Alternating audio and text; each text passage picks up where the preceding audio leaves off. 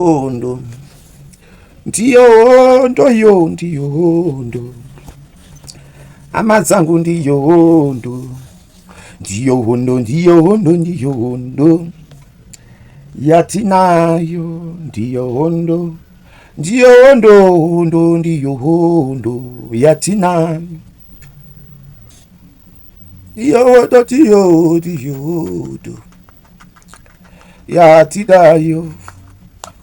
Wari baba diyodo, diyodo, yatidayo, Jesu diyodo, diyodo.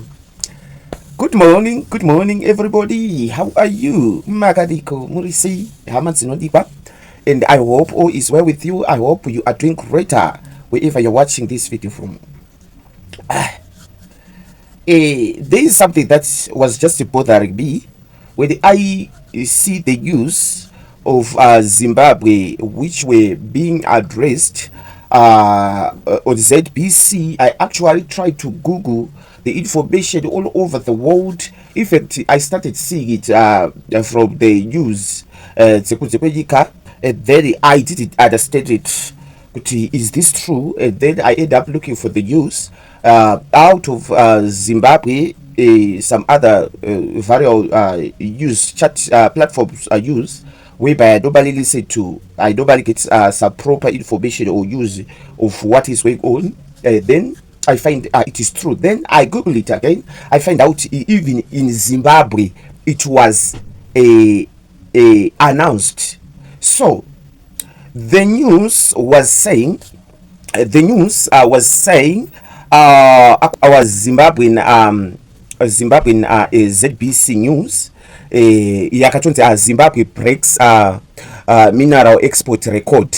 So let me read for you. Zimbabwe recorded an 84% surge in mineral export revenue in the first half of 2026, generating a record 2,532 billion 2,532 billion US dollar from 1,376 billion in the same period last year.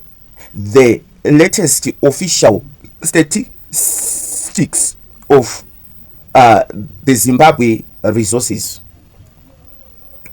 And I begin to see kuti are you telling me kuti in 6 months, because parakunzi it's on the half of 2026, which means half of a year, they're generating a record of 2,532 billion US dollar. The money yaka generated out of all the resources zimu Zimbabwe in 6 months. Andatadza kunyatsonzwisisa, and I don't know pfungwa dzangu dzakomhanya dzangotanga kungotenderera. So there is something that I did not understand, and I tried so hard to make things kuti ndizvibatanidze, but it didn't make sense to me. I tried kuti zvinyatsondimekera sense, guys, but hazvina kunyatsondimekera sense. Then out of the money that were generated out of the resources of Zimbabwe, which is up to 2,532 billion US dollar. I just want you to take that money and search to your with your phone on Google and search if out of this money, how much progress can we actually do with that money to build our Zimbabwean country. There are several things that you can imagine. The way we are suffering, the way we are struggling, the way we are going through all this, the way we are suffering as Zimbabweans. Okay, so are you telling me, the government of Zimbabwe, are you telling me out of this money that was generated out of all the resources within 6 months, within a year, 30 times 2, imagine 5 billion, 5,000 point billion. It's not a small money. That's not a small money. That's not a joke. Imari. Zimbabwe, imari. If we are to build the country, we are to build factories, we are to build companies, we are to build jobs for the citizens of Zimbabwe. Zimbabweans don't need to go out of the country. Zimbabweans don't need to look for a passport to try to go and look for greener pasture out of the country, because we have the greener pastures that people are traveling to go out of the country to look for. If we are generating this kind of money in our country, what are we doing with that money? What are we doing with that money? Where is that money going?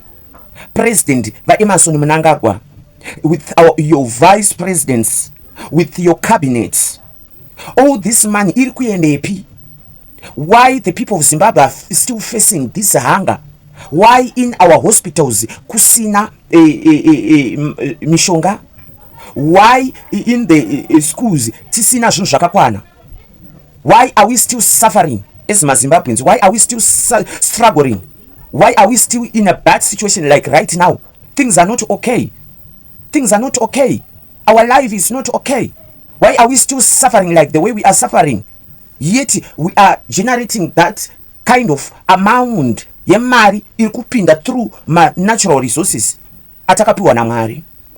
Okay, the Zimbabwean people vakabva ku South Africa, the Zimbabwean people vakabva from South Africa in a bad situation, in a way of we didn't expect the Zimbabwean people to be as an emergence to the people of Zimbabwe. Why can't you just help the people of Zimbabwe with that money? Why can't you just at least try also kungoti kune vana veZimbabwe chokupaiwo aiwa uchidzika paningi uyotore $500, uyotore $500, uyotore $500 uone zvaungaita nemari iyoyo. We don't want kuti muzochema muzotaiwa our government haina zvairi kuita for the people of Zimbabwe. Our government haina zvairi kuita. Say, I don't think kuti even iyo cap 3 iri kuchemwa nevana veZimbabwe, people were going to see it as a big deal. I don't think so. Because munenge mapa mwana wega wemwana weZimbabwe are in a bad situation. Mwana wega wemwana weZimbabwe ari kutambura, ari kubva with this kind of situation yatiri kuita come out from as the situation that we are facing as Zimbabweans. Do you think it's a good thing kana muchiona vana venyu veZimbabwe vari chisekeso vari chinyadziso right now, yet you are generating a lot of money from the natural resources that God bless us with? This is not okay. You can see it as a joke, but I don't understand. This is the man that ziri kutorwa nana wikinari vachitenga dzimota vachimuchiuya panapa muchibhaisa muchitaura kuti aiwa mari idzi hadzisi kubva, hadzisi mari dzegovernment, hadzisi mari dzegovernment. Imari dzei dziri kubvepi mari idzi? Because as I'm concerned, mabillions anenge achitaurwa nana wikinari, mazimari avanenge vachitenga dzimota, vachitenga dzimba, vachitengera vanhu dzimota, vachipa vanhu vanopa mari, vanhu veZimbabwe vachitambura. Dziri kubvepi? Hatisi kuziva makambani ake uyu wikinari uchivhayo, makambani ake ari kugenerata all that money ndeapi? Mataxes ari kubhadharwa nawikinari uchivhayo ari kuratidza kuti wikinari uchivhayo mari yake inobva kupi, zviripi? Why this money is not being audited? Hapana auditing in Zimbabwe. All the money that is coming out, the tax money, whatever, the money that we are talking about, it's only for the resources. What about the money? Zima taxes ari kubhadharwa nevanhu, road taxes, zvese mataxes ari kubhadharwa nevana veZimbabwe, dzimba housing, zvese zviri kuenda kupi? Where does that money going? Is that okay? Is that okay? And you expect the people of Zimbabwe to just keep quiet and tolerate you and look at it like as if everything is okay and it's normal like that? What do you take the people of Zimbabwe for? Why do you think the people of Zimbabwe should just keep on kungoramba vakanyarara vachitolerate all that? Why do you think the people of Zimbabwe, they should continue kutolerate vachiita clap hands for cap 3, which is not benefiting the people of Zimbabwe, which is actually continuing abusing the people of Zimbabwe, making their life not to be stable? Where is this money going?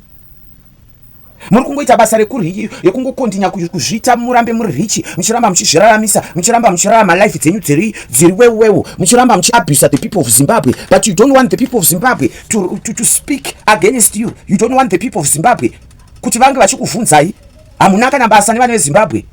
The people of Zimbabwe are suffering right now, even the people those who have been in Zimbabwe. Don't you feel shame to yourself, don't you feel shame as the government of Zimbabwe? Just imagine how much money are you making out of the resources. Huh? What about Jirima? What about Jirima agriculture? Everything. Where are you putting that money? What exactly do you take the people of Zimbabwe for? And my question is, where is this money going? Who is taking this money? Who is enjoying this money? Just imagine, kana ichinzi this year, right now, and zvicherwa zvese zvemuzimbabwe zvasvitsa about 2,532 billion 2,532 billion US dollars, and 20 million people out of this money only this year. Where this money going? Who is taking this money? Who is enjoying this money? Where does this money going as a country? This is the question that we should have as Zimbabweans. Mari yese iri kuendepi? Iri kuendepi mari yese iyi? Iri kuendepi? That's my question. Iri kuendepi? Where does this money go? Can't you ask yourself as Zimbabweans? Just ask a simple question. Where does this money go? And if kana usina kwanisa kuzvibvunza mubvunzo uyu, I really don't know kuti do you really understand kuti kucalculate kuti chimbo chacho imagine kuti as we are 20 million people out of this 2.532 billion, where does this money go? No zvandogara nchingozvibvunza kuti can't you see maZimbabwean, why are you trying to be blind? Why are you tolerating all this nonsense? Let's be realistic to ourselves. We are just trying to be naive, but the honest truth is there. Tirikubirwa, tirikuparadzwa nevanhu ava. They are taking all the money for our resources in Zimbabwe. 2.532 billion US dollars. Can't you see it yourself? Let's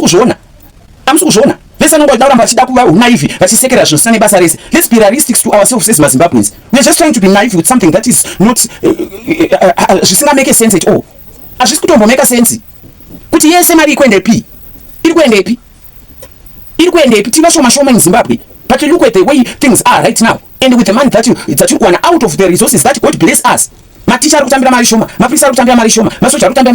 Every individual who is working in the government, you heard my parliamentals, they were complaining that they are getting paid up to 250 US.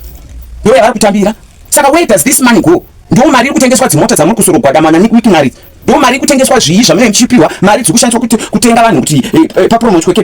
you see it doesn't make sense to you? If you want to be realistic to ourselves as Zimbabweans, can't you see it yourself? You are just trying to be naive, but the honest truth is there. The honest truth is there, but you are just trying to be naive. We don't want to face reality. We are just being naive for nothing. Not about stupidity. We as Zimbabweans. Never say I'm going to but it's simple. She's so tired. She's kupusa. Tinonyadzisa izvi. Tinotonyadzisa semaZimbabweans. Amene kuti toda kuzomutswa meso edu kana taita seiko. I don't understand. I really don't understand. Kuti toda kuzomutswa meso edu taita seiko. Tonyebera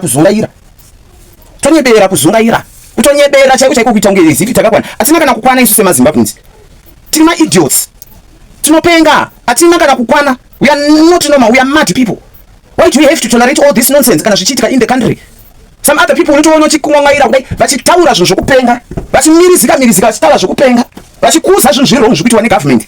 Instead of us kuti tibatane tichitaura zvinhu zvine kumusoro, tichitachirwira ngekutaura what belongs to us. Why can't we do that? We can't do that. Basa ndekungochigidza kuti azvisane basa rese. Tivana mata. Tinopenga isu. Atina kana kukwana. Tinopenga. MaZimbabweans tinotopenga. We are mad people. We are so confused. Unotoona achikuza zvinhu zvisane basa rese. Fuck off man. Kuza zvinhu zvisane basa rese. Basa ndekukuza zvinhu. Azvizaiti. Takataura kuti musainde kumastriti. Musazoita sei. Saka are you giving authority to the oppressor? Taramba oppressor. Ndozvamukuzama kutaurira ana mupokwe. Vanati uzvini. That's what you are trying to say. Are you saying you should give authority to ngaramba chitoppress? Ndozvamukuramba muchitaura.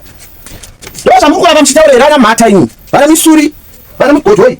Ndozvamukuramba muchitaura. Are you trying to say kuti okay because they are going to abuse us, so let's just allow them to do whatever. Ina muchitaura makadzitsa kuti makaenda kuchikoro kumata. Satanyongo. Mimi. Mukudatsona zvinhu marecord everything. Zvese zviripo. Imagine. Zvamukupiwa every record mukupiwa. Ndozvatakaita futi pa inonzi chiya. Inonzi chikwe. Al Jazeera pai. Zvekupachena kudai. Munokuda kunge unozonzwai. Hapana kusiri kufa. Nai. Kwese kufa. Saka are you saying kuti we should just give authority to me? Ndozvamukuzama kutaura rana mata. Mukuona mari dzese dzikudyiwa. Tikutambudzwa nempoko idzi. Varoya vari kutitambudza. Vachiita utsinye. Vachitibatirira vachiti abuse. And then you say vanhu vachasungwa vanhu vachiita sei? Ivo panguva yako Smith handivaisungwawo. Angaishungo. Saka, how do you think things are going to be okay? How do you think things are going to be okay? Huh? How do you think things are going to be okay? I don't understand. I get to not to understand what Pungwa zedu sema Zimbabweans. Tumba unatofunga we here. Pungwa zedu, are we normal as the people of Zimbabwe? Atina kana kukwana. We are mad. Nai. Do you think the oppressor will give you authority? Yekuti uri kuchemeri. Handiti vanotoda kuti abuse. Saka kana chikuzana chiti. Saka how do you say kuti things are going to be okay in our country? Kana tisingakwanisa kuti timiri titauri. Tiribwire ikodzero dzedu. How do you think things are going to be okay? Munopenga chete maZimbabwe. Tina umwe usingaiteso. Unotobhowa futi. Tonyebera kuzungaira kuti vanhu vakachenjera patatu takachenjera. Tinotopenga. We are mad people. Rubbish. Don't you feel shame? Vese vanenge vachiuya panapa vachiita argue vachinyebera kuzungaira vachiuya vachisvotesa vakaita sana shumba wenje vaive vakaita sana anzani big boss kobo what vanenge vachinyebera nemazindebva akangorembera ungati zvinhongo zvachembera zviri kutadza kutanda zvanzwa nekurumwa nezvidari.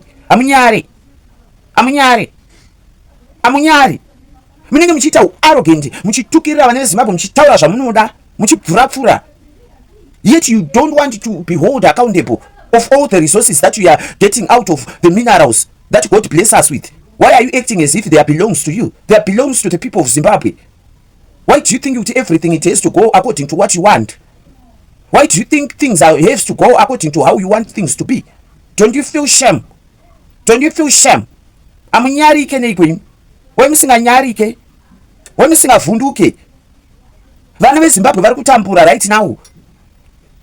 Muri kuita basa rekuarresta vanhu vari kuda kuratidzira hapana kana chamuri kutya chii. Kana imi muchiita the right thing. Kana imi you are claiming kuti zvese cable 3 yakanaka and it was overwhelmed by the citizens. They supported this bill and the parliament they supported this bill and the senators they have supported this bill for it to pass to become the law of Zimbabwe.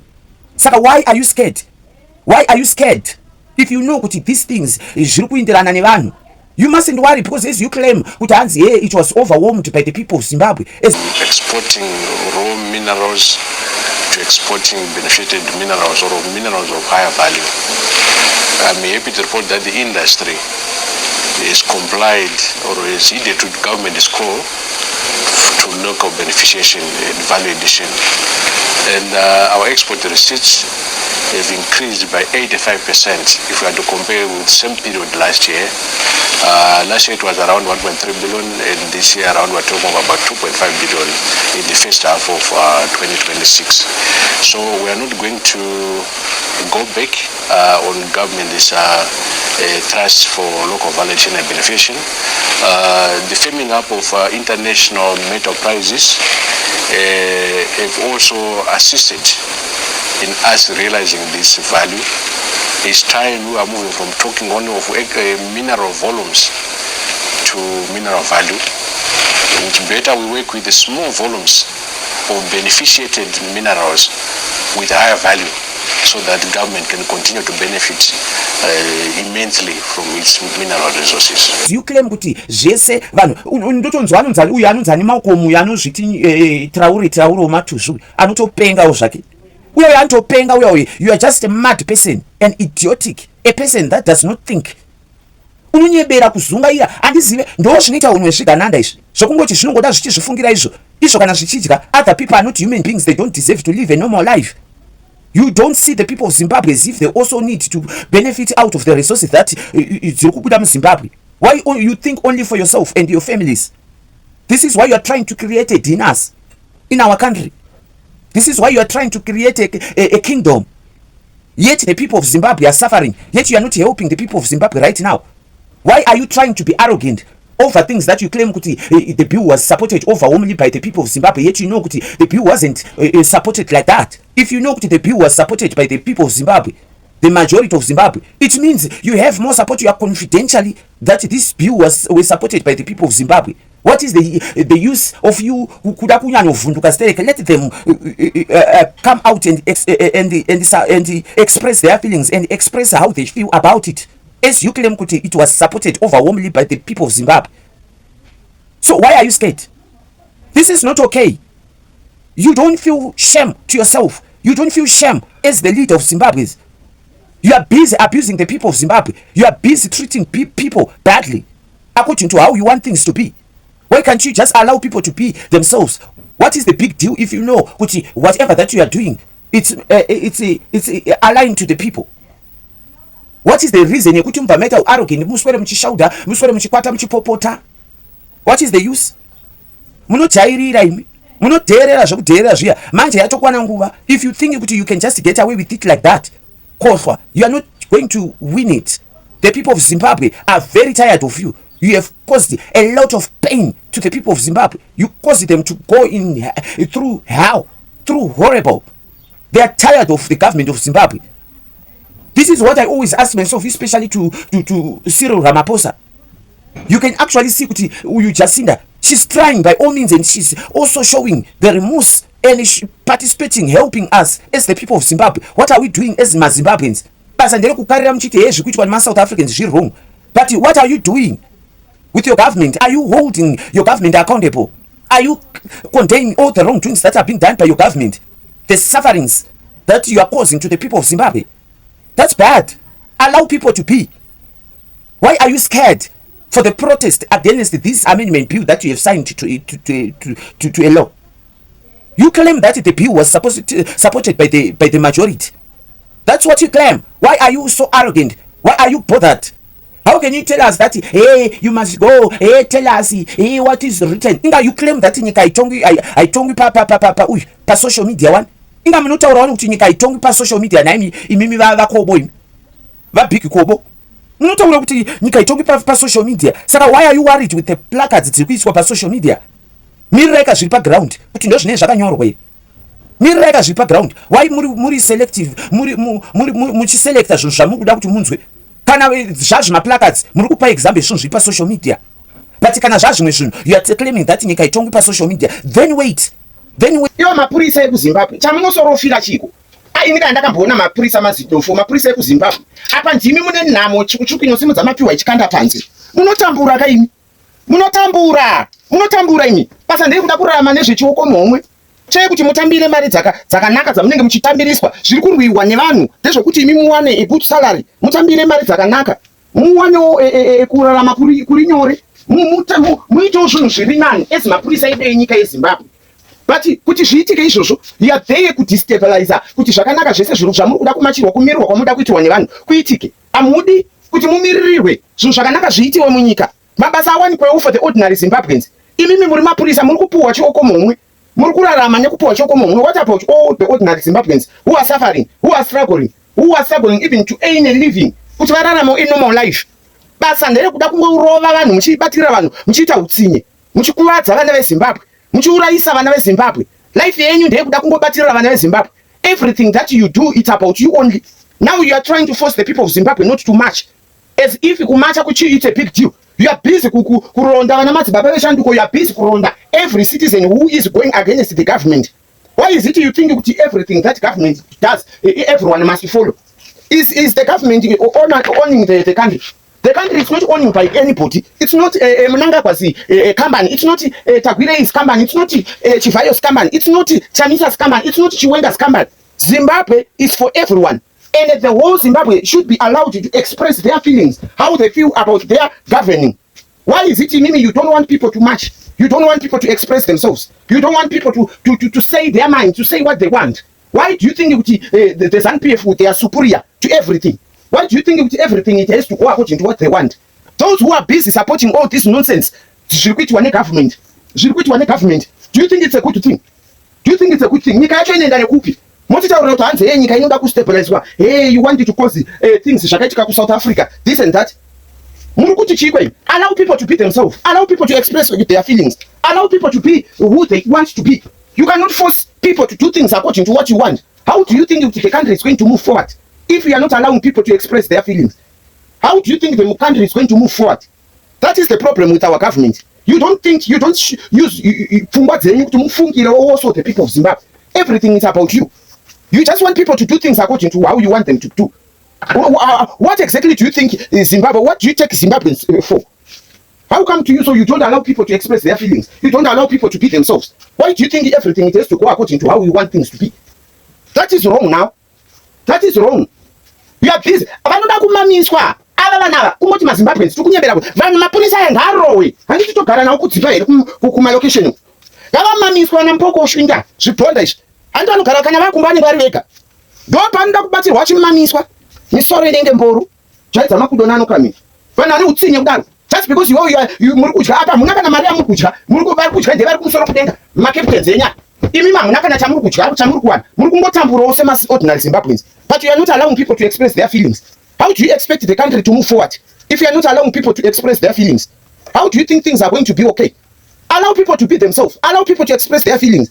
Allow people to say what they want in their country. The country haisi yamunangagwa.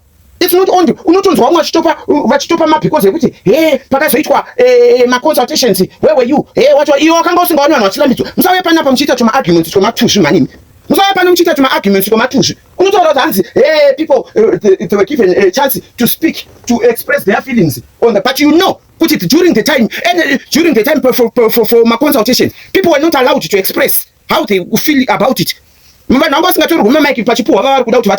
Who do you think we are stupid? You think Zimbabweans are stupid? You think Zimbabweans you can just do whatever you want them to do? Who do you think you are? Now, you know exactly how things were done during the consultations. You know how they were doing, how they were being treated. You know. Against the government. You know that. Why are you forgetting about all that? And during that time, when the opposition or were they not arrested? Were they not arrested during the consultations when they wanted to participate and also to express their feelings? Stop coming here to express to my arguments, to my tush money. Varuma kurunyari kai money. Vana maduku pa nonganza kuti vaite consultation vachitaura vachiexplain to vanhu. Why were they arrested? Why were they beaten? So you cannot come here mutaura kuti hanzi nguva yaitwa musatinyida kuti zungairira mani. Who do you take us for? You think we are stupid? You think we are nonsense? You think we don't know you? Mazan-PF. Muri mataxi mune utsinye. Mune moyo wakaipa. You are evil. Those who are supporting it. You know you are supporting it just because mimi shamuri kuita izvi makapuwa mari makadya. Muchitengesa upenyu hwevanhu. Ndosaka muri kuda kusimuka muchitaura zvisina basa rese bombo clat. Chibvira apa musuri.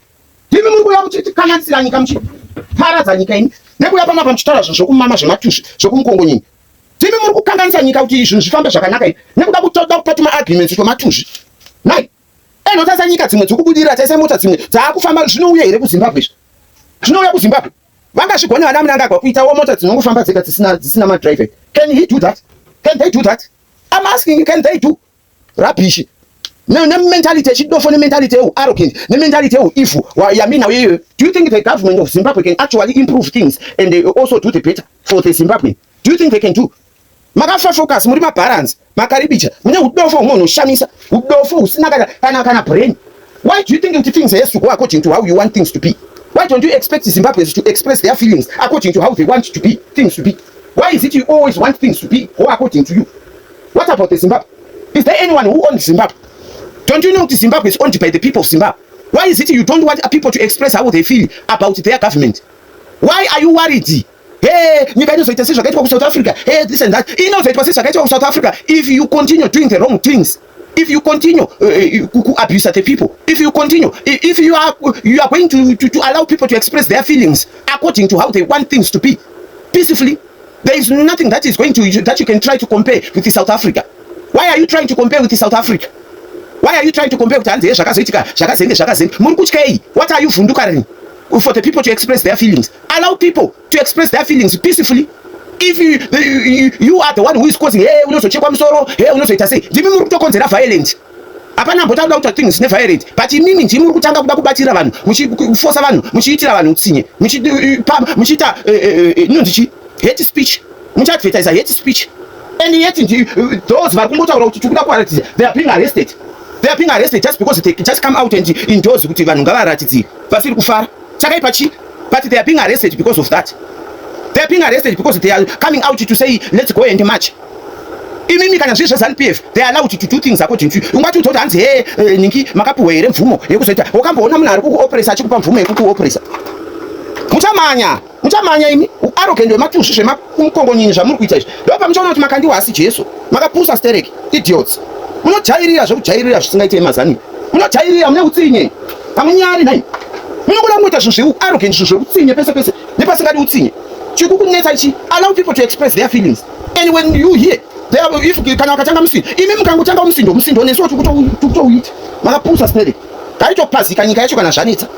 Ngataura zvekuda kutonge if you are concerned kuti nyika izova stable, dai muri concerned muchalawa mbavha dzichiba, dai muri concerned muchalawa those who are doing the wrong things in the country vachita, kana muri concerned kuti nyika ive stable. Don't allow mbavha, don't allow vanhu vari kuabuse vamwe, don't allow. If you want things, how do you expect things to go in a peaceful manner if you are endorsing the wrong things? Why are vana Andrew wakwako amene vanzo Andrew vari kutaura mahate speech vaitaura zvinhu zvakaipa, but they are not being arrested? Why are they not arrested? Munojairira imi, munozviitisa. Muchaona zvenyu, muchaona kuti makandiwa hasi Jesu. Takutarisai kwenguva yakareba stere muchizviitisa rubbish. Hamunyari nai varume vakuru nevakadzakuru vanoda kutembedza machenda anotarisai basa sata. Wait for those who are going to show up on the ground. Why are you worried? Nemaplacards ari kuiswa pasocial media. Amuri kuona kuti maplacards aya ari kutaura kuti munanga kwaticha mundi. Kana muchiziva kuti nyika itongo pasocial media, kana muchiziva kuti zvirikutaurwa nevanhu pasocial media kungotaura hazvina kana nebasa rese, kana muchiziva kuti hazvina nebasa rese zvesocial media. So why are you worried? Wait for those who are going to participate on the ground so that you have the judgment. How are you are so selective.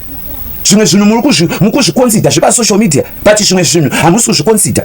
Hamunyare vana chief wenje indaito kuone unge vanhu muri mari respected, munenge manyanya kubhadharwa mari kwemibaba imi, munongorembedzawo mazintebvu asina nebasa rese. Basa ndere kuba music dzevanhu muchidzi spina kuti muwane mari. Hapana chamunoimba, hamuna chamunogona imi. Makamboimba chichi svino? Basa ndere kuspina music dzevanhu kabiasi. Chamunoimba chamunoimba chokuti hanzi totaura kuti munoimba, munhu anongoita open paste ochinja beat, ndo zvamungataura kuti munoimba. Munopenga imi baba imi, mungatoite arrogant kuita kunge zifi imi ndimi mutori president. Why are you trying also kubloka? Hapana, muchingojinyura, ndo zvinokuratidza kuti hamuna kwamukwenda, ndo zvinokuratidza muri kuzvinyepera chief wenje. Kana makabhadharwa kuti muite activist wepasocial media, muchaona kuti muchamama. Munotaura kuti hanzi tosangana paground. Izvo zvamunenge muchitoita izvo ndo zvikutoratidza kuti ndo zvamuri kutoda zvehondo. Hapana kusiri kufa, saka tofa kare. Takasangana nezvese zvinorwadza zvinoshungurudza ever since we grow up. You were abusing us. Vanhu vari arrogant, vanhu vari evil, vanhu vari utsinya, vari so greedy. Vanhu vasinga also consider the people vanotaura kuti vanoleader the people that you claim kuti they have voted for you. Hamunyari makaita senyari kai mhani, muraona kurimi. Don't be foolish. Hamunyari sei, vhundukai mhani, dzidzai kunyarika. Hamunyari, munotonyadzisa varume vakuru, munonyadzisa imi. Ndikuona kai kanonzi kachika kai kamaukoma, iwe maukoma iwe tigarire pasi uchiti kufutunuka miri wese ungati munhu ane zvirwere zveshuga. Kuzvimba miri wese, kuzvimba nzeve, kuzvimba maziso, kuzvimba muromo, kuzvimba mhino, kuzvimba matama, kuzvimba mhanza zvose. Kudai amemwana kusimba, kudai kunga zhou, dai wakasimba kazvinoyevedza ungati mapirisi aramba kubatira. Idiot. Unosotaura vanhu, ndakakuta chidambomira, iwe you are just bitter. You are bitter just because paunga wakasungwa wa expect kuti vanhu vaite magofundme for you, but people did not do GoFundMe for you. The problem ndekuti you cannot hide your anger. You don't know how to hide your anger. You are just a stupidity, an idiotic, a nonentity, a commoner, a foolish, a nobody. Ukazwa munhu anongosora kuti data rangu ndikushandisa data rangu, wangoda kushandisira rani? Is there anyone who have asked you kuti tese tinotoshandisa madata edu? Hapana ari kutitengera madata edu. Unongogara uchingokomplaina, zvese zvino kuzviita nekuda kwedata rangu. Watumwa here? Ndiani akuforsa kuti ushandise data rako? Kabias, ndiani akuudza kuti ushandisa data rako? Tese tinotoshandisa edu. Kana tisinawo tinotokumbirawo kwatinokumbirawo, but it's not the reason yekuti ndikauye pano ndikuita mavideo kana ndikuita live ndichikotaura kuti ndikushandisa data rangu as if you were being forced. Who forced you to do all these videos? Dai uchiita mavideo mazvinu zvinani, unenge uchingokanganisa. Ndimi muri kukonzeresa confusion in the government and the country, nokuti hamuzive zvamunoda. Munenge muchingofunga zveugananda. Imimi ndimi munosora muchituka zvigananda, muchitukana nachivhaya, muchitukana nataguri, muchitukana namunangagwa, muchiti zvigananda. Yeti imimi you are expecting kuti chiwenga akapindawo also mubva machidyawo nezita rake, muchiita zviri kuitawo vana chivhayo. Maifunga kuti hatione kabiasi? Maifunga kuti hatione? Teti tichitokuonai, tinokuonerai nokuti hamuna kukwana. Mune brain dzakafa, makazungaira, muri mazombi, mune pfungwa dzakafa. Mune muchifunga kuti all of us tine pfungwa dzakasarira dzekuti whatever that you come here with we can just tolerate you, and kungoita zumbi mukukwi, kungozendaira, kungoita kwazvaenda semhepo. We don't do that. Tiri vanhu vanotori necommon blangata, reasoning capacity dzinokakata. We can't do that. How do you expect us kuti tingoramba tichingoita things according to you? unotsamwira panapa Chamisa akazorekerera akazorekerera Geza nokuti Geza kwashe. Why do you want someone to participate for you? Why? I think I did more than 3 videos in line with 31 July protests. Today in the morning I did one, last night I did one, and message yandiri kukurudzira vanhu ndeyekuti 31 July chetana inazvo. Ndakataura ndikati vanhu vachasungwa wakawanda apa, vanhu vakazitora sedambe. If we listen to vanhu vekudiaspora vanokuza munhu vachipurudzira munhu zvinhu zvisizvo vari kunze, very safe, enjoying, doing what they want there, vofurira vanhu vari kunoku kuti endai mastreets munoprotesta. Dai vanhu vari kunze vaida zveshuwa, vaidai vakauya during time yemaconsultations, then voita out their views when it was still allowed. Before parliament yavhota zvavisingarambidzwi munhu, people did not turn out, people did not come. Those vachikoshesa kuisa a voice in regard to the Cap 3 matter, they came out in large numbers, voted overwhelmingly for Cap 3, and it's no longer Cap 3 anymore. It's now Constitutional Amendment Act. Wamtemo. Now, Madzibaba, ndomfonera Madzibaba, I'm hearing kuti kune vanhu vari kudaita protest musi 31, but iwo face yako ndoiri pamberi, maflyer ari kubuda pa page rako on Facebook. Madzibaba vata ndisi ndikati no, it's okay. I looked for him last week. I met him. We had a meeting. We spoke for more than an hour, 30 minutes. Tichionesa ndikati Madzibaba, we stayed in prison. Unoziya the pain that we went through. Is not right is. Tinodzokera futi kujenda ndikati ona Madzibaba mararamira uri kuita. Una nhamo yari kutamba. Kwakuzodini life. You cannot live a life of depending on GoFundMe or on handouts. Let's find ways to air out our views. I told him that let's pursue platforms of engagement. Because if you try to carry the weight of the country on your shoulders, they will break, because white am dead, night am dead. There is room for engagements. Let's pursue them. If really you want our issues to be addressed, Madzibaba vati, it's okay, I will look for you. I tried calling him. He went owl on me. I know it's okay. That's how I'm going to now Madzibaba akutsvagwa nemapurisa, anzi anyone who knows my whereabouts aMadzibaba Shanduko ngataure ku nearest police station, Madzibaba obva atsvagwa. Chatagona chii? Hapana. We cannot be politicking every year, day in day out, day in day out. Jere harisi nzvimbo yekuti unoramba uchienda uchidzoka. One day hazviperi mushe. Sometimes you just have to do the right thing. Focus on your life. Ukati ite umboita focus on your life. Umbofema umborwa nemhepo. Izvi vanhu vaimukuza vachimupembedza vachidai so people called me vakati taure 31 July ndikati ndapota ndisiye zvangu. I am not going to participate in my protest at 31 July because Cap 3 wamtemo. Kana ndichipinda mstreet ndirupinda ndichiti ndoda kunoitei. Takapiwa mukana and we failed to turn up and show up in our numbers. Kutoenda izvizvi mustreet kuchitaura nawe kuti no to 20 that uri kupara mhosva because wamtemo. Ndo mhosva yakaparwa naMadzibaba yekukurudzira vanhu kuti handei mastreets tinoratidzira. Another one we anonzi mbedzi uyo wamtemo. How do you mobilize people to criticize the law when people were given enough time to raise their voices and speak what they think is the right thing? Vanhu vobva varegedza kuwe, and now opinda mustreet uchitaura kuti toda kuti vanhu vade unosungwa uri kupara mhosva. I don't know kuti why malawyer asingakuadvise yachikuudzai kuti izvi zvinhu izvi zviri wrong izvi. Haakuudzii because ndokubasa kwawo. Matosungwa kudai so umwe munhu akuita mari. Fana lawyer arikuda kutoita mari neizvozvo. Pane ma-NGO arikuita mari idzodzo achinzi ari kuita cover ma-stories enyu. Ma-journalists ari kutoita mari. Nenhau iyoyo ngonzi Madzibaba asungwa. Ma-YouTubers achaita mari. Vanhu vepaFacebook vachaita mari vachitaura nenyaya yako. Apo iwe hauna kana send, hauna kana 50 cents. But you're making headlines which are benefiting everyone. So kungwara here ikoko. That is not being smart. I will give you guys another warning. Vanhu vari kuzosungwa vakawanda. Furirwai mubvume kuitiswa zvina nebasa rese.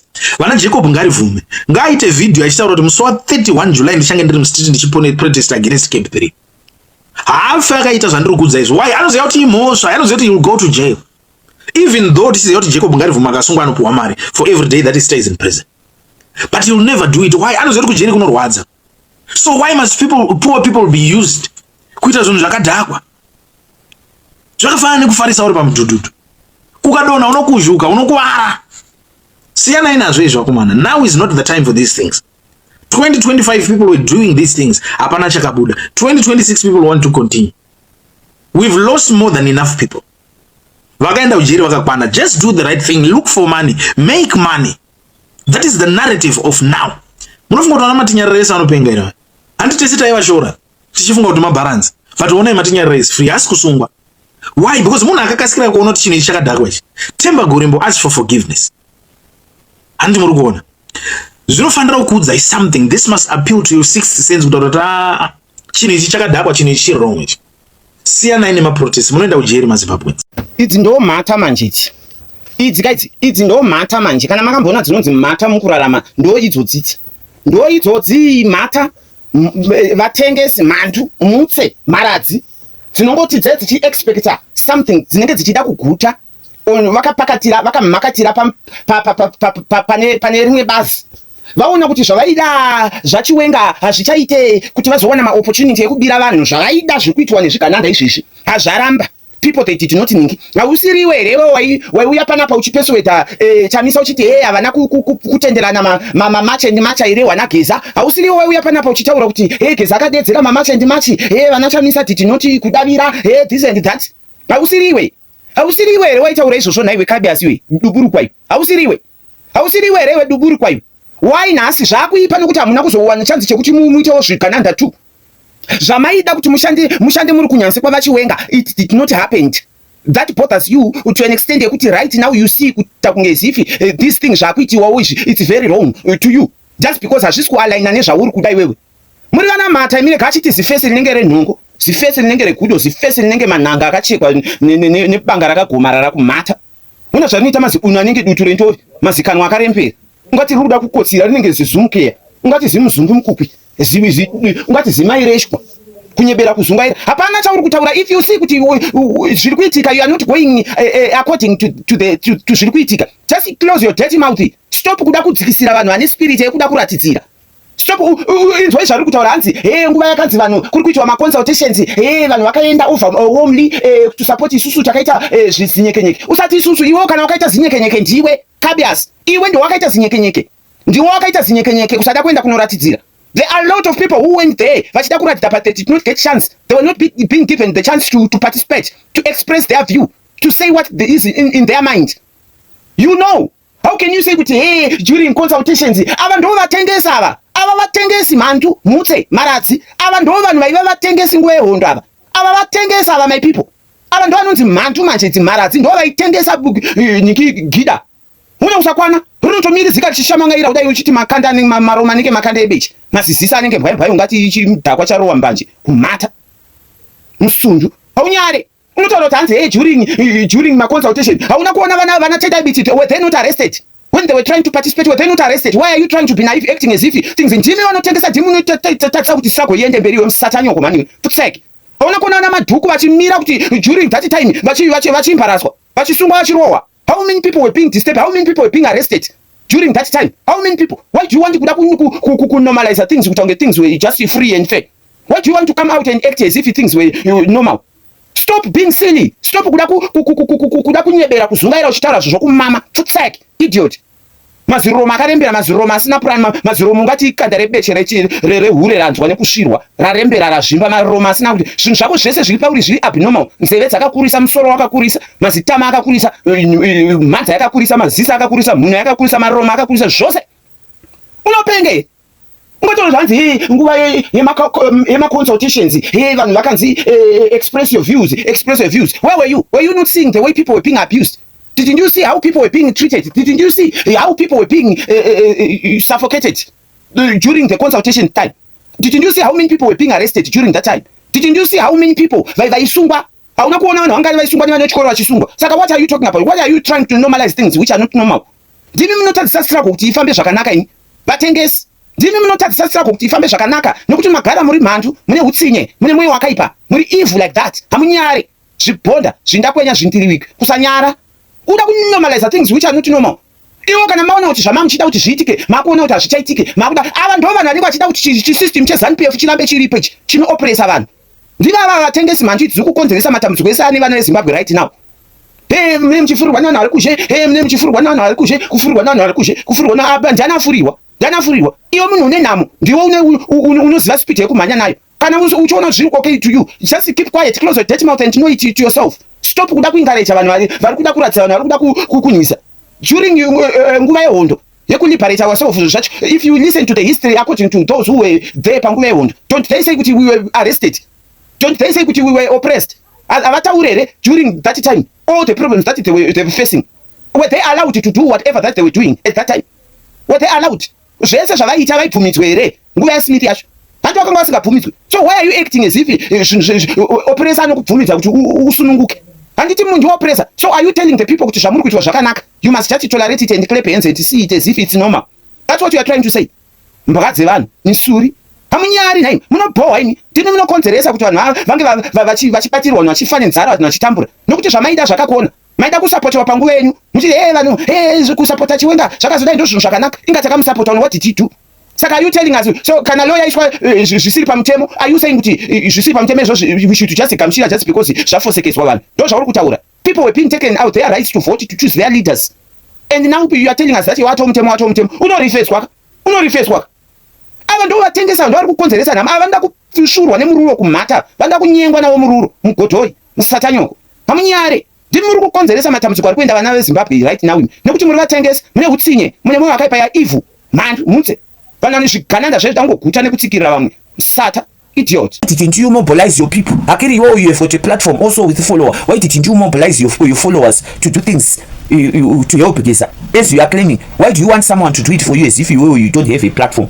You have a platform. In a man wakawanda. So why are you worried? Kuti chamisa this, chamisa that. Why can't you do it yourself? You are the ones that are causing problem in commotions. Imi ndimu notokonzeresera Chiwenga imi. Ndimu notokonzeresera Chiwenga nokuti hamuna kukwana reasoning capacity nyaya kakati munofunga nekumusuri muchitaura zvisina nebasa rese. Nawo muone kuti Chiwenga wacho hana chaaita. Wakagona Chiwenga vapfuise mupoko idzi. Mbwa idzi dzinongonyebera kuzunga iri. Akambenga akontesta achikudza kuti ndoda kuita president, akambokudza ndoda chigaro, akambokudza. Let him be. He knows what to do. Ndiye akavaisa pachigaro vana. Ndiye akavabatsira nguva ye2017. He knows what to do and he knows when to do it.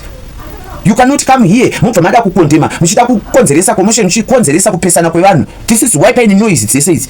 Nokuti munogara mangwadza zvigananda zvacho. Nokuti munotaurisa zvima-YouTuber zvematuzvi zvekuZimbabwe. Ndi munokonzeresa even if they are to plan anything, it cannot succeed because you always make them be aware of anything that are being planned, even if there is no planned. But you are saying things that of which they will be ahead of you because of your toxicity. Do things according to, don't you know politics? There are things that you can come out and say it on public. There are things that you don't just say it. Nguva yakabviswa vaMugabe yayi pana imboziva here. Nguva yakabviswa vaMugabe pana iziva here. Handiti zvakangokarika zvangoitwa but muzvima-YouTuber zvekuZimbabwe munenge muchingotenderera muchingotsvaga content handizive kuti how much are you earning out of these lies that you always claim on social media. Muchikonzera problems, muchikonzera kupesana kwevanhu, muchikonzera kusatrasana kwevanhu. Ndimi munokonzera kuti vanhu vavenganemi zvima-YouTuber zvematuzvi. Hamunyari makaitwa sei? Isu kuchemera izvo zvinake. You can never see me nchiti hey matoona here Chiwenga matoona here atobata zvigananda atodzipa Mnangagwa atodai. Ndimi munokonzeresa confusion in the politics. Nokuti zvinhu zvamunotaura munotaura zvinhu zvisiko.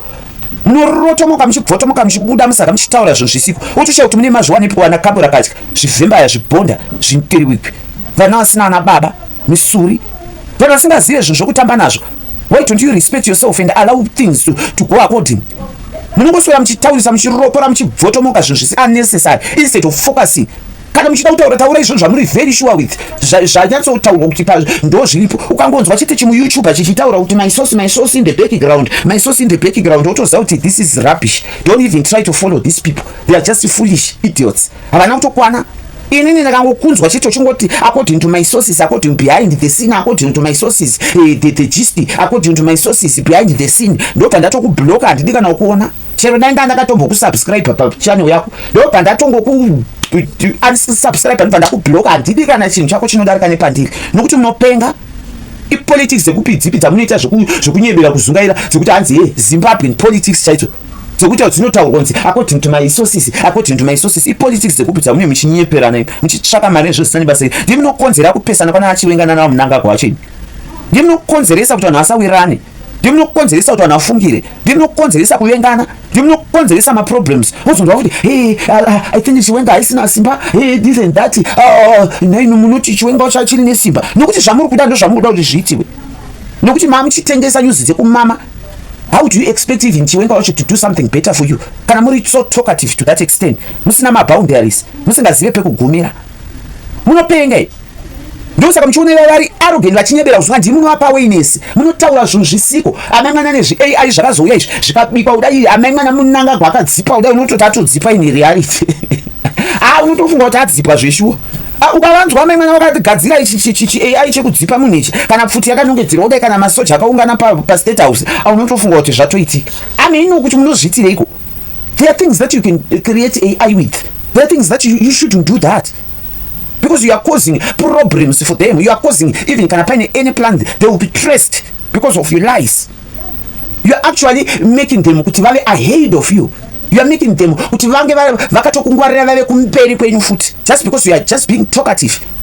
Kana muri vanhu vari kuda kuburitsa news, zivai maburitsire enews, zivai how to do your news. Musaburitse zvinhu zvamusiri kuziva, ndimunokonzeresa maproblems in the government ini.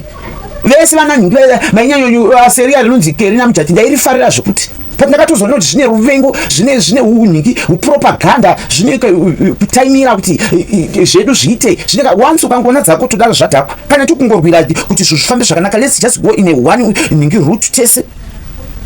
Ichi chinonzi makomi chichinenge chitaura kuti takakudzai kuti vanhu ngavasaenda murodhi, vanhu ngavasaratidzira, zvinozvo vanhu vanosungwa, atolo, zvakazodaiwa. Iwe makomi iwe tikwanirewe, wanzwisa iwe makomi tikwanire. Ziva zvekuzvimba mwiri nezvirwere zvakasangana zvine zveshuga, asima zvose neBP zvinokuzvimbisa mwiri, idiot. Karume kasinganyare, karume kasamba rafuta kachibhonda, karume kanonyebera kuzungaira, karume kanoda kuhwanda nekuseri kwepeji ngatsuro kumhata. Haunyari wakaita seku, unosoro mizika utaura zvisina nebasa rese.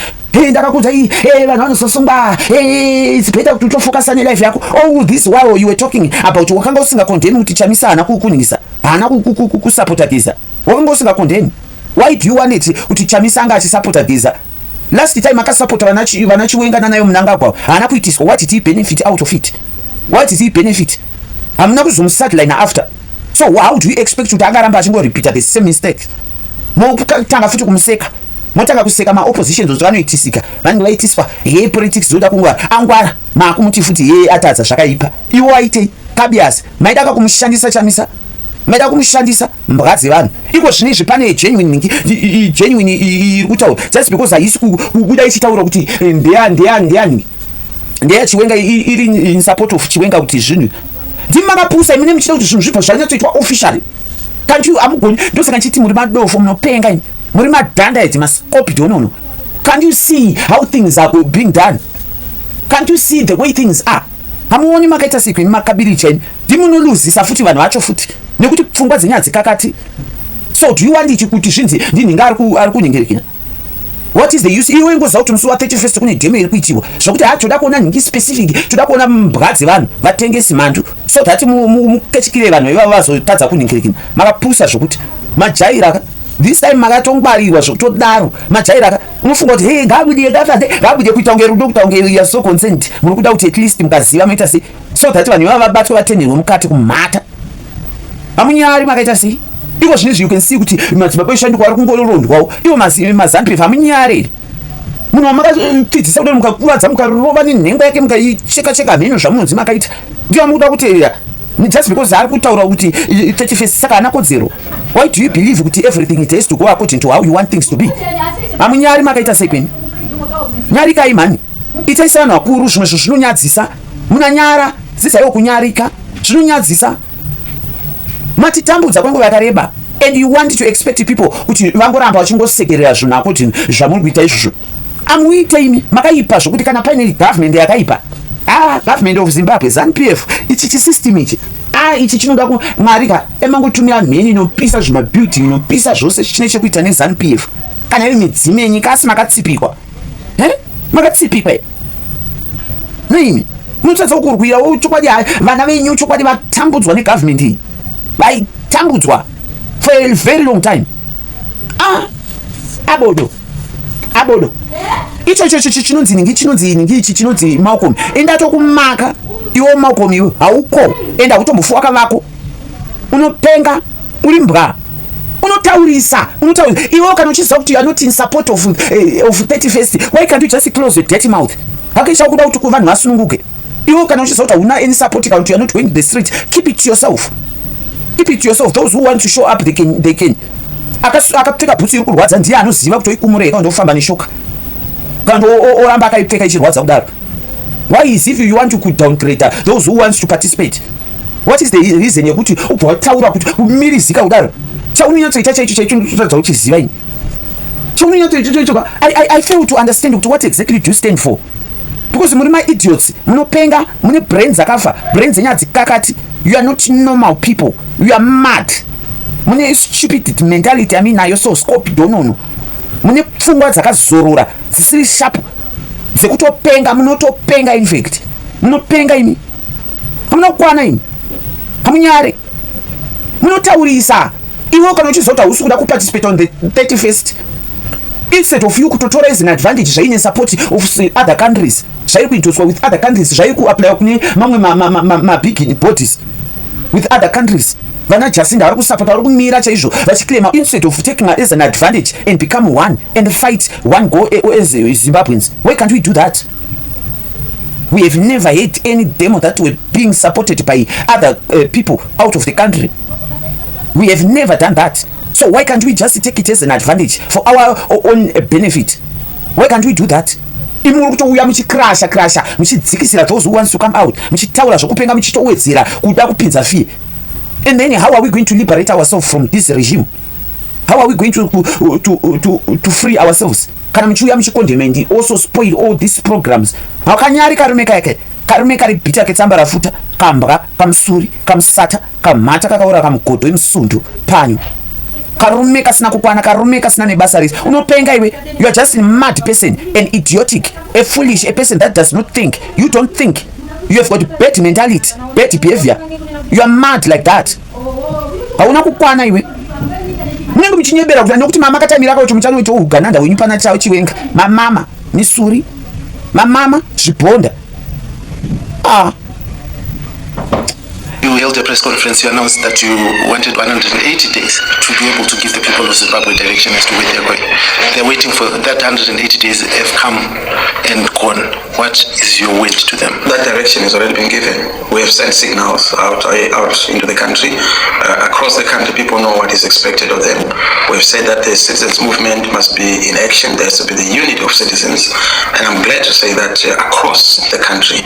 And now I'm in the UK. I'm coming here to galvanize the momentum, but also to invite citizens in the diaspora to be part of this process and to make sure that we reignite and energize the base for the future. So it's not just about 180 days. People stick to that limit. I said within, and I've since done a lot across the whole country. I've been meeting with people in communities, traditional leaders, opinion leaders, business leaders, and of course citizens leaders in various spectrums.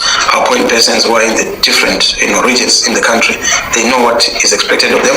It's not a Chamisa issue, it's not an individual issue, it's about all of us. Is this a secret movement that you are dealing with? Because you say the people know, but you've not made anything public. Are you running? It's not about Nelson Chamisa, like I said, it's the citizens. And there are meetings that are happening across the whole country by the citizens. It can't be secret if it is being done across the whole country.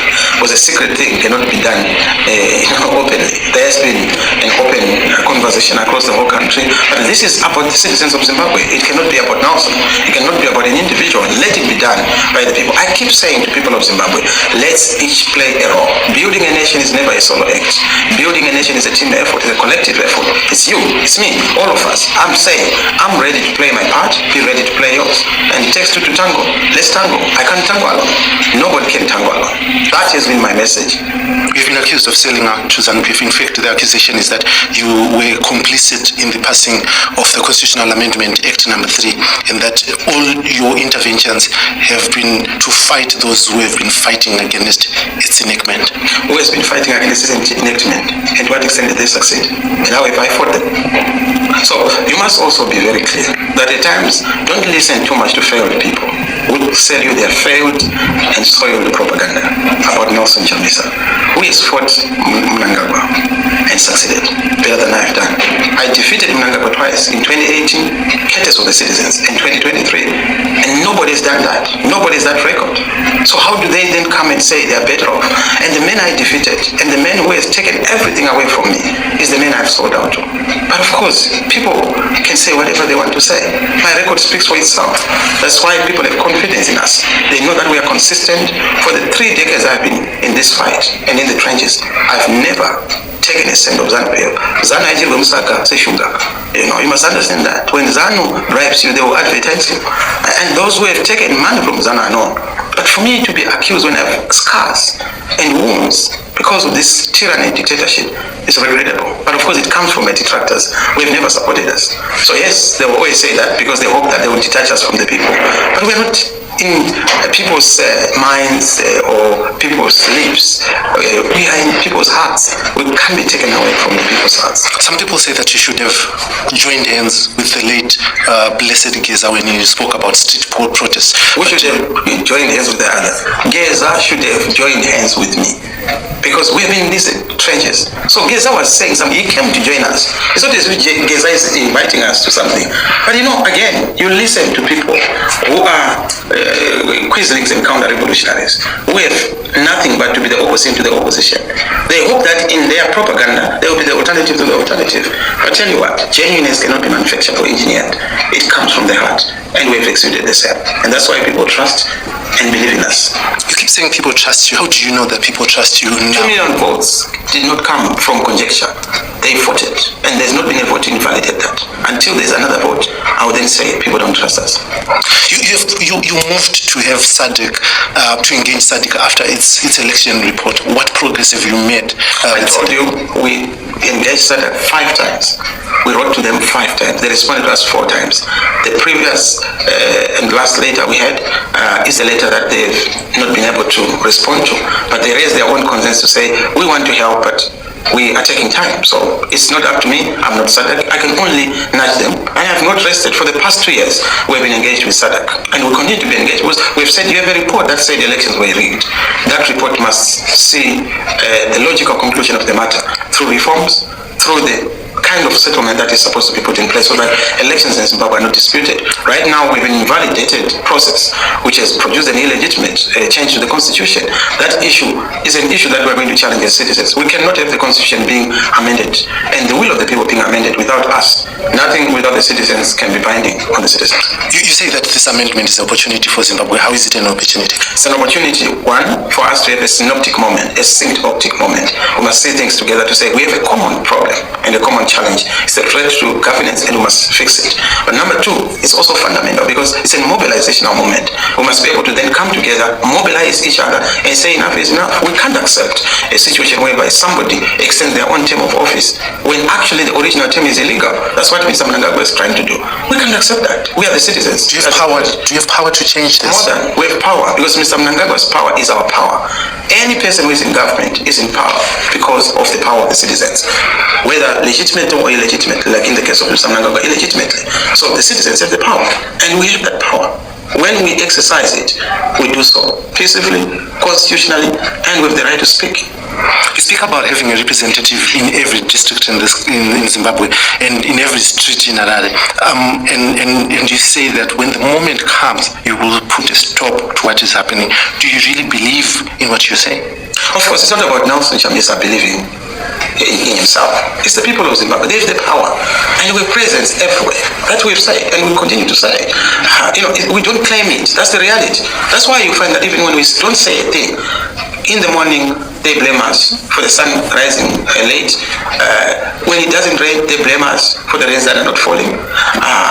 When it's too dark, they blame us for bringing darkness. So effectively, they give us the authority for everything. But they also must be saluted because they know that we have the legitimate support of the people, and that's why they blame us and accuse us every time. And we appreciate. You listen to ZANU, you think that we are the government and we're in government. But of course, yes, we are. That's why they also look up to us. But what we don't just want is their propaganda and their lies and falsehoods. And I mean, some people say that the recent amendment to the constitution is designed to ensure that you will not have an opportunity to be president because you will never have an opportunity to have more. My brother, no man can derail a destiny that is set and defined. When is that destiny coming? Like I told you, it will come. But I know you tell a drowning man to be patient, they will not hear you. So fortunately, I know you're a drowning man, and so are many Zimbabweans, because time is not on our side, but time is coming. And that time, when it is ripe, there will be change in Zimbabwe. It's going to come. Looking through social media, it appears that people have lost hope and faith in what you once represented. Comments when you post, people accuse you of having been pessimist, been giving them false hope. What are you doing? Well, the beauty is that they still follow me, so I appreciate that, and I say this with humility. People appreciate that it's not easy, it's not an overnight walk in the park, and that appreciation is quite taken quite respectfully, and I'm so grateful. I don't seem to sense that there's a shift in the people in their expectation. People look unto leaders because they know that they're genuine and have nothing to give to Zimbabwe except genuineness. Are you forming a political party or a movement? I have no capacity to form anything. It is the citizens who have the right to form anything. But people follow leaders. Yes, and leaders are elected by the people. And that's what I'm saying. I can't elect myself. I can't just form an organization. That is the folly many people make. I can't just wake up and say, I have this forum, I have this pact, I have this platform. No, I can't do that. Because it's not up to me. It belongs to the citizens. This whole thing of having a one-man band and you start to say, no, I'm a solo band. No. You've been accused of running a one-man band with not having structures in the CCC, and that is what people say attribute to the fall of CCC. You see, CCC has not fallen. It's there in parliament. It's there in local authorities. CCC has 34 mayors across the whole country. CCC has MPs in parliament. So it has not fallen. It's there. Now so Chamisa left, but it's not fallen. And this whole thing, you listen a lot to ZANU-PF, do you? Because, every allegation you make is coming from ZANU-PF. And I encourage you, please, don't listen to them. They can say anything. If you listen to the people who have destroyed the country to this extent, they can say anything. And they see Chamisa behind every bush. They see Chamisa behind every challenge that they encounter, including their own misfortune that they've authored. Chamisa is the one who's behind it. So, what message are you giving the people of Zimbabwe right now? Fellow people, fellow citizens, Zimbabwe is ours. When the time is ripe, we have the collective will and authority to change our country.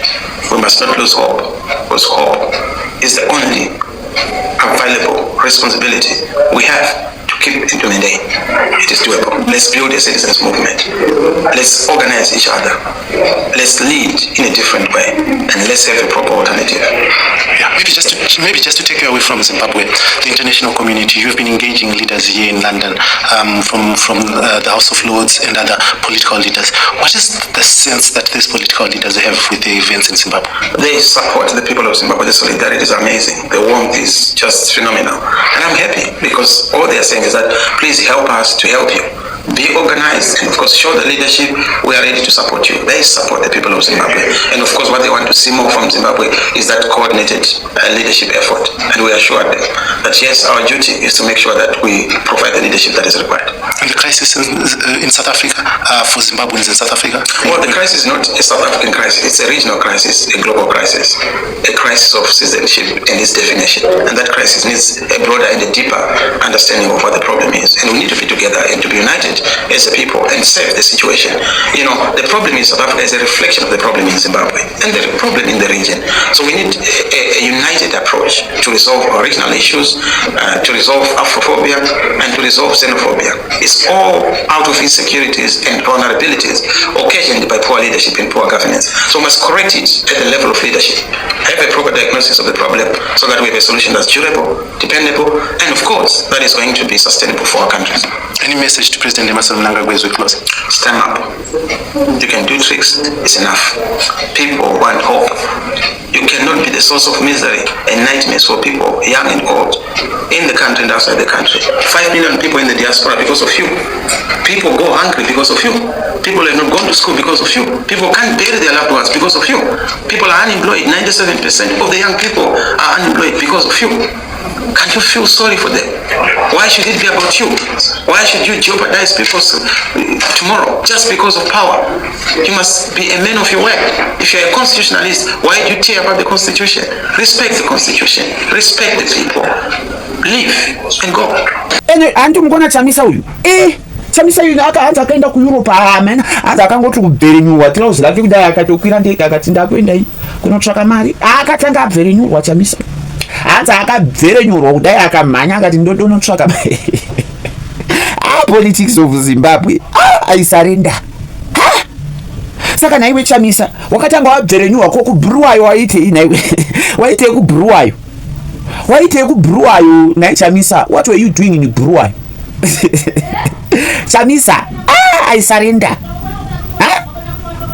I surrender. Zvakaoma Chamisa. Haya. Ndakusarenda. I surrender. I surrender. Saka waite kubhuruwayo. Saka ndege kwenda ku UK wakakwirira kubhuruwayo. Ndoko wakakwirira ndege kwenda ku UK. Because wakangoti kubverenyuwa bhurukwa rako kai. Kwa unaone pakakuvara newe Chamisa. Ndakuita sana chiti amudamunana ndodo. Mengana. Saka wakangoti kubverenyuwa bhurukwa kwakutomhanya kurandano kuti unotsvaka mari. Chamisa chinonetsa asi ndakazvitaura zvangu ndikati Chamisa kubhadharwa anoiziva kani ZANU-PF manzwa anoizivisa kana ariwa Chamisa unoizivisa ZANU-PF akana ndakakudza iwana ini pekutanga ndakatombochema ndikati takatengesewa takamakitwa zvino uyu Chamisa kungoti chete ari bitter and he is angry and munhu uyo kuti akaitwa zvakanga asinga expect, especially with those vai truster, you understand, vai temba vacho ndo vakanyanya kumudisappoint, they disappoint him many times, so I think zvakamu affecta zvokutodaro, but kwete kubhadharwa aida akagara ndazviramba ini ndakagara ndazviramba. Yes, of course he's quiet, munhu anenge akachenjera asi kana tombompa a benefit of doubt anenge akatoonera isu hatizoni zvinhu semapoliticians ka anenge akatoonera kuti vanhu havada kundisenzesa kuti ndimobilize vanhu ende kana ndamobilize vanhu and at the end of the day vanhu kana zvinhu zvavo zvaita and then they will sideline him. That's what I think. Vanhu pavamusideline zvakaitwa paipai inini I just believe kuti ndo zvinombowa because munhu uyu akadisappointa wakakawanda. Let's be honest, 2018 akaitwei na Munzvora, 2023 akaitwei na Shwabangu nezanu iyoyo, and 2023 and ndo paakazodini kuzoporongwana naye biti akaporongwa nani futi na Skala here azonzi ana kuenda kunikuku ana kumusupportera mhino zvakakanetsana vanhu vese ivavo, you understand, and again akatorwa mapata ake akaitwa sei zvese izvozvo, and also those vaitoti ndo vake vobva vamutamba futi kawadzi vamutamba 10 nya futi. Saka I think munhu yakadisturbika, that's what I think hangu according to me. Ndinotombosvotwa naye but iwo Chamisaka unozonetsa manje because iwo ndo unozvitukisa wega, isu notokudambura nokuti unenge uchitoti bhowa, you don't expect us kuti tikusekerereka. At the end of the day you are just kungonyebera kuzungaira, hauna kana chauri kuita chinobatika. Ungouye uchingoadvertise kuti chapati iwe Chamisa zvechapati chako izvo hachitombona chero ukada kukireta iwe kana wakatongwaraka dai wangoita come out of Zimbabwe wotsvaka nyika iri kunze kweZimbabwe whereby tinokwanisa kuti unhingirikini woannounce kuti tikuda kukireta army yedu kana kuenda kunana Burkina Faso, they can allow us kuti titoita army, isusu we are ready tototraina masoja edu mazano zvakanakira kuti kwane nyukuru yaka it's going to be easier. Yes, nehondo ya 1980 totonotraina inini I'm ready to go and train as a soldier. I'm ready. If you announce that right now I can go totonotraina masoja edu, and kana tatraina masoja edu tichifandwa nevanhu vari kukwanisa vari kunze kwenyika ikoko kana taserious kuti we truly want to liberate ourselves, we want our freedom, we want to free ourselves, people they are going to fund it. Then kana vanhu vafanda isusu tonotraina chinokurwadza chii, you are not going to train, isusu tisu tinonotraina. Ini ndenda unodzidza ndinde ndichikanda mabhomba acho, ndikakanda bhomba kuti boom ZANU-PF building iriya boom state house iriya boom hazvina basa izvo kuti hanzi ukadaro government fuck off. Ine basa wokutitambudza kwavari kuita, une basa rezvokuti hanzi ukataura kuthreatena government fuck off, kuthreatena government yematuzvi, ine basa nai. Saka uda kuti isekerere tiva nazve isusu tichitambura nekuda kwavo. This money, where are they putting the money? What are they doing with the money out of the resources that God bless us? saka tovasekerera. Inini am ready yotonotraina kushandisa nyukuria chaiyo chaiyo, kutoita nyukuria vadhegweregwe chaizvo, kutodero. Inini am ready because tasafa nguva yakareba. These people vakati konzera maproblems for a very long time. We have suffered, we have struggled because of them, because of their greediness, because of their arrogance, because of their vane utsinye, vanava their witchcraft. They don't feel anything for the people of Zimbabwe. They don't care. They don't care for our well-being. They just want everything to go according to what they want. They don't care for the people of Zimbabwe. Everything is about them. They are not even worried.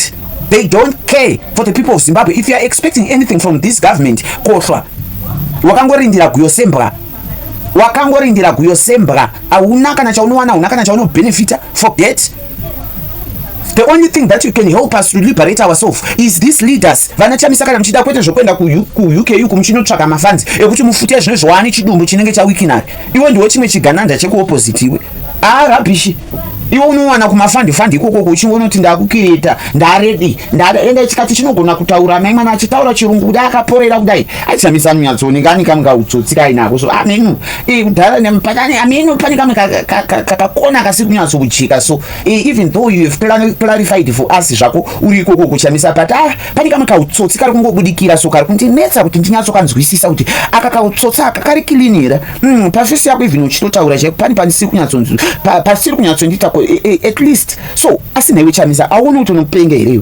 Saka all this time when people were accusing you of all being paid and stuff like that, what auzive mentality nema Zimbabweans achamisa unopenga wewe. Mentality nema Zimbabweans ndeyekuti maZimbabweans as Zimbabweans vane that mentality. Havana patient, vanongoenda kwaenda tiri vanhu vai vakaconfused ne our government to an extent yekuti we are not a normal people. You have to understand this, Chamisa. Zimbabweans, they are not normal at all. Our mentality yakatokanganiswa ne this regime kubvira tichikura. This is why you see kuti we are confused people. We are just few vavasina that in if you listen to Zimbabweans and their behavior and their character and what they focus on, where they finish their anger and their power to, that shows you kuti tine mentality yakato brainwash yaka confused wakaikare ne government yedu. Tivana asina kutokwana. We are not normal people. Zimbabweans are not normal. Zimbabweans, they are not normal at all. Atina kutokwana.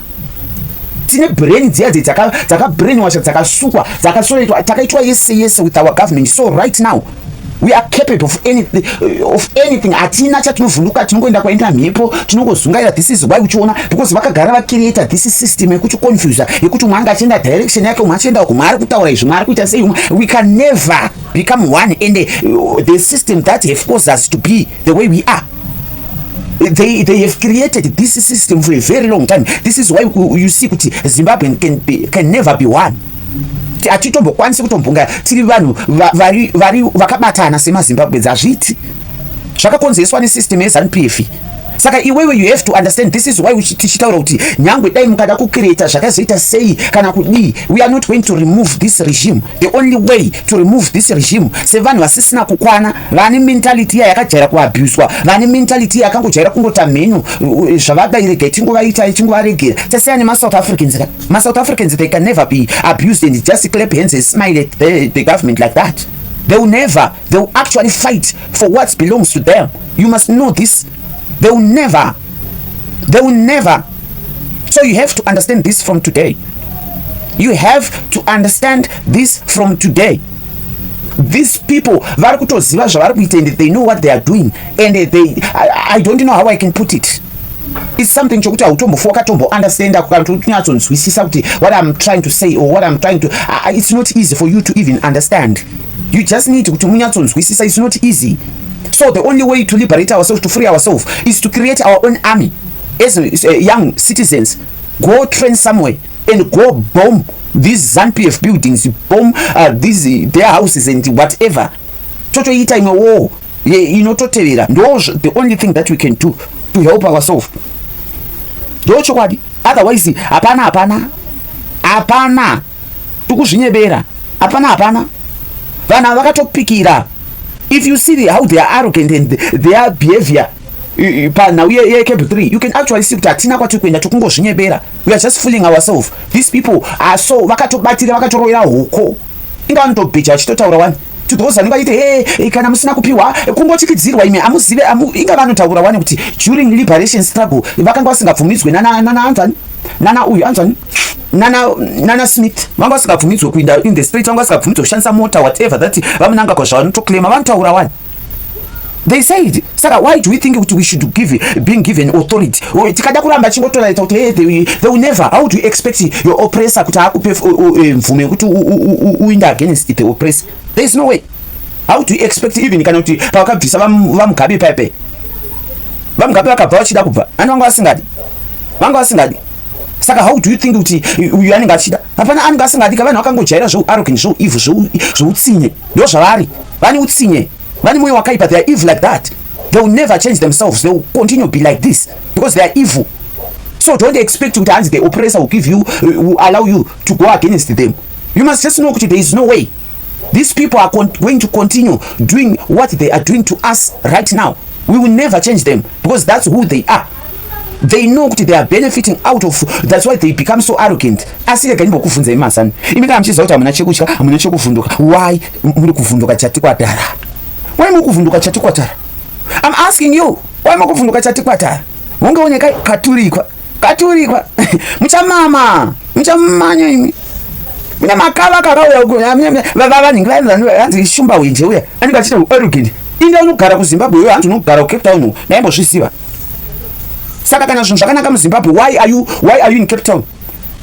Why wakazvinorapwa ku South Africa kana uchiti zvinhu zvakanaka in the country? Muri varoyi mune utsinye imi. Muri evil. That's because you are being given money with ZANU-PF, so you don't care for other ordinary Zimbabweans. You don't care. Muri varoyi, mune utsinye. Wainorapirwe ku South Africa kana zvinhu zvakanaka ku Zimbabwe. Inini no wonder ndanda una communication vanava. Ndaitoti vanava uindisa list yavanhu vanonyebera kuzungaira kutanganisira upenyu yeti they are running away from the government that is rolling us. Ava vanhu vane utsinye ari arrogant. Unotozona achikwamangirira kudai achitaura achimirizika simple. Taura zvinosina basa rese yet you are not even in Zimbabwe. If things are okay in Zimbabwe, then why are you out of Zimbabwe? You must go back to Zimbabwe. Stop kuya panapa mchinyebera kuzunga mchitaura kwa msanswera mchibvotomoka. Hamunyari makaita se zvibonda misuri. Hamunyari makaita se if things are okay in Zimbabwe, what are you doing in South Africa? If things are okay, why are you not going back to Zimbabwe? Go back to Zimbabwe and face reality. Why do you want kuda kunyebera kuzungaira kuti everything is okay back there in Zimbabwe? Yet you are not there. Go and live with the people vari muZimbabwe so that you feel the pain.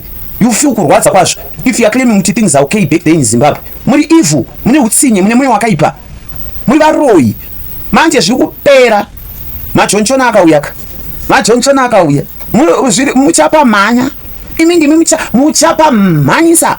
Kumanya sporo muchapa manya. Mahweri muchapa manya. Zvibonda. Muchamanya. Kumanya muchama manya. Mbwendedze vanhu. Vanhu ari arrogant, vanhu ari evil neutsinye. Ese maresources ese ari kubuditsa 2.5 32,000. Where does that money go? What are you doing with the money? Ndo mari yamuri kubaya muchitenga dzimota iyi. Ndo mari yamuri kuita basa rekubribe vanhu. Ndo mari yamuri kushandisa. Why nyika isina auditing? Why ma state resources mari dzenyika ma taxpayers asiri kuitwa auditing? What is the use? Akiri you know kuti you are just trying to hide muchiba. The way you are abusing people so that vanhu murabe muchabuse vanhu muidzose masanctions adzoserwe pakare so that mukontinue kuba zviya zvamaita during the uyu inonzi chi Al Jazeera time zvamaita paya kuti munyatsoba zvakanaka muchihwanda nemasanctions. Ndosaka muri kuoperesa vanhu, ndosaka muri kuita kuti vari kutozviita nekuti vari kutozvida, vari kuda kuti nyika idzoserwe pamasanctions so that kana yatsoserwa pamasanctions vachaona way yekuhwanda nayo vachingoti masanctions ndimi makanokumbira. Unotozwa kuti vakublema vamwe vanhu, vakublema maopposition kuti akanokumbira masanctions. Where? Who kumbiring the sanctions? Imimi ndimi kuoperesa vanhu, ndimi kuabuse vanhu. Why can't you just do the right things for the people of Zimbabwe? Munonyadzisa, munakana nebasa rese, mune utsinye, mune moyo wakaipa, you are evil. You are arrogant for nothing. Instead of sharing with the people of Zimbabwe, that you are just being arrogant for nothing. You are evil. Hamunyari makaita se allow the people of Zimbabwe to express their feelings. Imi vanhu veZimbabwe endai nereke nematombo, isai maparafini, mapetrol, ngini magwinya kudai. Putitsa mbiti dzo. Rubbish. Varoi. Putitsa mbiti. Kuputitsa mbiti chaiko chaiko. kujairira zvisina nebasa. Zvimota zviya zvanonga vachitakura vanhu zviya vachitora vachinisa, tengai mapetrol mise mukati memabhachi kudai, mopotsera pasi pemakana kutenderedza maparafini aya, matendedza maparafini aya, mobva kwenya nyingi kudai, kana kungochivhura kudai uchiya chakunovhurika kudai, chegwinya chiyachi chinoputika chega chakunovhurika kudai pamakanda pasi pemota kudai, chinosvikoputika pachosangana nepetrol kana kuti chii, chongosvika kuti puu. Atiudzai kamutakidziki tozviziva takazvijaira kuSouth Africa. Ungovhura kakagwinya kake munokwatana pamusoro zviya zvinoti zvinovhura movhura kudai, mungoita pipe mungonoskurwa kudai kunze pokuti chinozonoputikira pasi pemota, mungokanda pasi pemota kudai, makanda perfume inonzi chi petrol kana kuti chi, zvitsve. Putisai mbiti, paradzai mbiti, manzwisa, paradzai mbiti, musajaidze makudona anokamini. Vanhu havada kutojairira zvokuti kuti uya zvako uchionereka kuti tichazosangana, tichaona takakumirirai iwe Zimbabweans. MaZimbabweans, this is not a peaceful demo. How can they speak about kuda kutogara mukangoenda musana muchanoitwa rafu chitomika ishwa kuti muri kutoputisa mbiti, pari kutoparadzwa sekutoparadzwa kwavanoda kuita vanhu. We cannot continue doing that. Nesu kunuku tichiparticipate tichitorwa timire. Struggle ndemunhu wese. Vanhu havada kutojairira. Tatorareta kwenguva yakareba vachiita zvavanoda, vachiita utsinye, vachibatira vanhu veZimbabwe, vachiita uarrogant uevil utsinye. Vanhu vane mwoyo wakaipa vasingafungiri vanhu, the people that they claim kuti ndo vakavavhotera. Kana makavhoterwa nevanhu wai muchivaitira utsinye. The people vanenge vakuvhotera kumaruzevha vari kutotambudzika, munovapa tumaraisi, 2 kg tweraisi, nekapepa keupfu, netukamafuta, kuita kuvhara vanhu veZimbabwe amai mwana nenozechi, nekanhingi keupfu kegrosari kaya ameno tomboriti grosari kahamba. Kaneka nyika mafuta kagodo kesipo kudai nekatuke jike rice ZANU-PF makaoma. Wemine utsinye wakadaro neimi kumadi yenyu chikukunetsa madi mangodzokereni kuZambia naimi, dzokerei kunyika dzenyu. Muchiri kudeko muri makwerekwere kaini, aya makwerekwere aya, dzokerei kunyika kwenyu naimi. Makwerekwere aya ndo anonzi makwerekwere, aya makwerekwere aya, makwerekwere chaikuti aya ndo anonzi makwerekwere. My people, makwerekwere, they are not good people at all. They should go back to Zambia and Malawi and Mozambique and Tanzania and wherever. If you check their surname and trace them, you can see that they are not from Zimbabwe. Most of them, they are just few those who are from Zimbabwe. Most of them, they are not from Zimbabwe. So they should just go back to their country. We don't want them in our country. They have looted enough. And in fact, kana takubvisa zviri legendary, zviri pamutemo, and kana takubvisa futi zviri pamutemo ka chero mukamanya mukutiza kuti kukuita extradition dzamajaira kuita the people of Zimbabwe, muchiuraya vana veZimbabwe, muchidestroy the future of Zimbabwe, muchiba, muchinota, muchinisa upfumi hwedu kunana Belarus, muchinisa upfumi hwedu kunana China, muchinisa upfumi hwedu kupi. Muchaona kuti makandiwa asi Jesu. Wait and see. It's high time now to deal with you. Mune utsinye.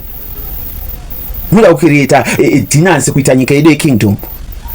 A kingdom. Where to get the audacity? The audacity. Where did you get the audacity? Utsinye wacho makaoma moyo munoshamisa zvakaoma. Tamuchiteerera zvimwe.